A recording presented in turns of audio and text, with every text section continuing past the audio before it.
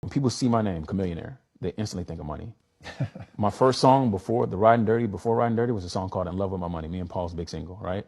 And everybody used to think I was in love with my money, but I wasn't really in love with my money. It was really fighting for something bigger, you know? And one thing, I don't really talk about this much, but I used to go on the road and do all these interviews with radio stations, and they used to ask me what my name means. What does Chamillionaire mean? And I used to not want to explain all this deep stuff because I feel like, you know, I got to go into this deep meaning in front of these people that are not going to care. So I used to be like, oh, it means rich in style. I would always say something like that. But what it really means is I used to be Chameleon. That was my name, right? And I used to draw comic books. Like I said, I used to draw all these comic books, and I used to look at all these superheroes, and it was like Batman and Superman, and everybody had a big logo, and, you know, they would come and save the, you know, damsel in distress. And there was nothing that represented me. So I drew like black superhero, and the lizard logo that I have was the logo for the superhero, and his name was Chameleon. But then me and Paul Wall used to be in a group, and he was really good at relationships. I used to see that guy. He used to have the gold teeth, and he used to smile all the time, and everybody used to love Paul. And would come to the city, and I was just like, man, I'm not built like that. I don't have that. I was just like antisocial.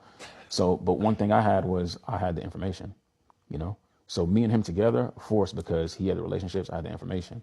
And at parts, you know, there's times where we started growing apart, and then I used to be nervous about him. Like the minute he's gone, like I lose the relationships, you know? So I started working to try to make myself better with the relationships, but I understood the value of like having information in relationships because success came from that, you know? So on a freestyle, I mean, we're at a store one time and somebody said, hey, Paul, what's up? And he would always turn around to fans and like high five them and act like he knew them, even though he didn't know them.